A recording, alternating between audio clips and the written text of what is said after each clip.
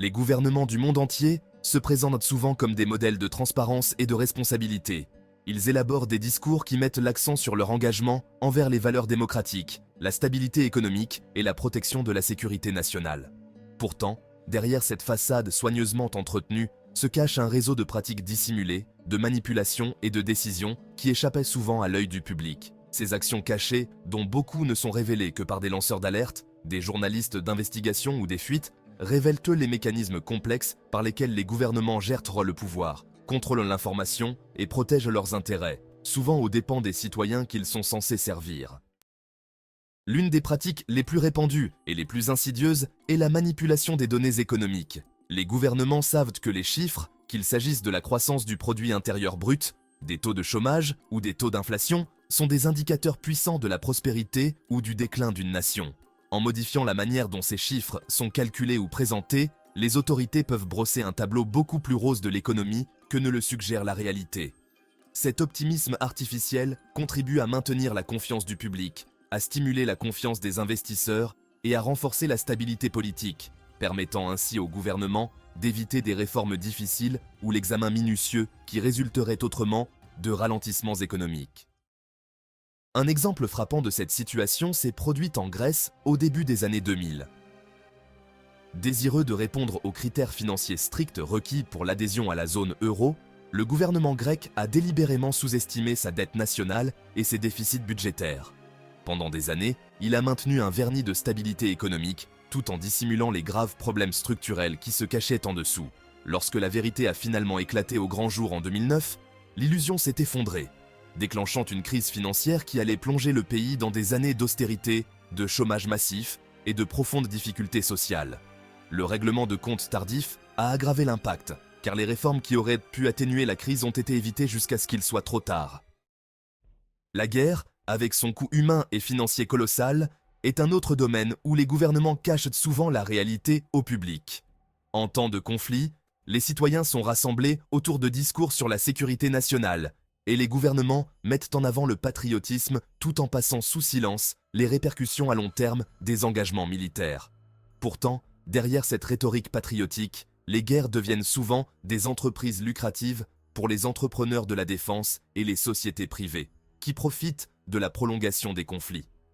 Les incitations financières à prolonger les guerres le plus longtemps possible sont rarement compatibles avec l'intérêt du public pour la paix ou le bien-être des soldats et des civils pris entre deux feux.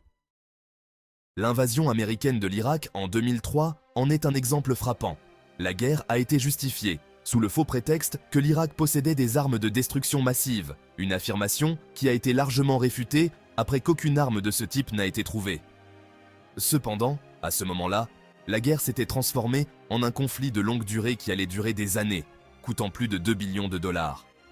Ce qui avait été présenté au départ comme une intervention militaire nécessaire et rapide s'est transformé en une guerre interminable qui a coûté la vie à des centaines de milliers de personnes et laissé derrière elle un sillage de destruction. Pendant ce temps, des entreprises militaires privées comme Halliburton ont réalisé des milliards de dollars de bénéfices, révélant le contraste saisissant entre la justification publique de la guerre par le gouvernement et les intérêts financiers sous-jacents en jeu.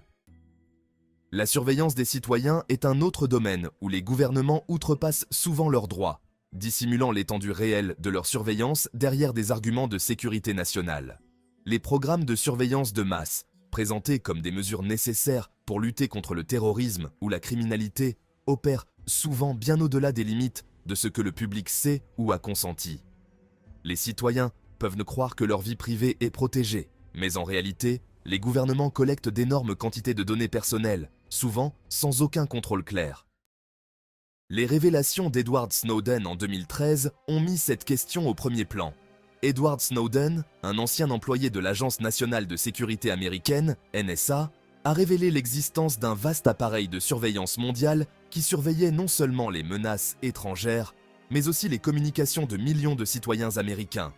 Des programmes comme Prism, qui permettaient à la NSA de collecter des emails, des relevés téléphoniques et des données de navigation sur Internet, fonctionnaient à une échelle massive bien au-delà de ce que le gouvernement avait admis publiquement. Ces révélations ont déclenché un débat mondial sur la vie privée, la liberté et le rôle du gouvernement à l'ère numérique, remettant en question l'idée que la surveillance se limitait aux menaces pour la sécurité nationale. L'influence des entreprises sur les politiques gouvernementales est un autre aspect occulte de la gouvernance qui échappe souvent à l'examen du public.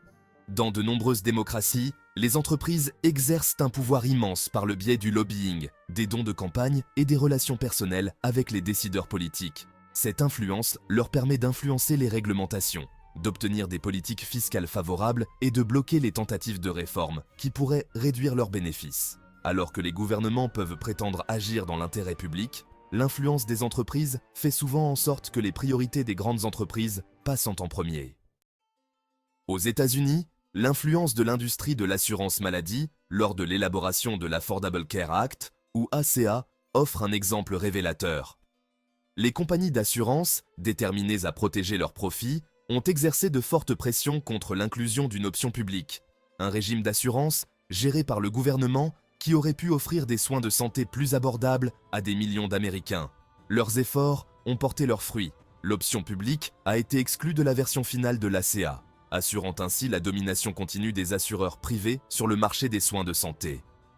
Il en résulte un système qui laisse de nombreux Américains avec des primes élevées et un accès limité à des soins abordables, tout en enrichissant les compagnies d'assurance qui ont contribué à façonner la politique.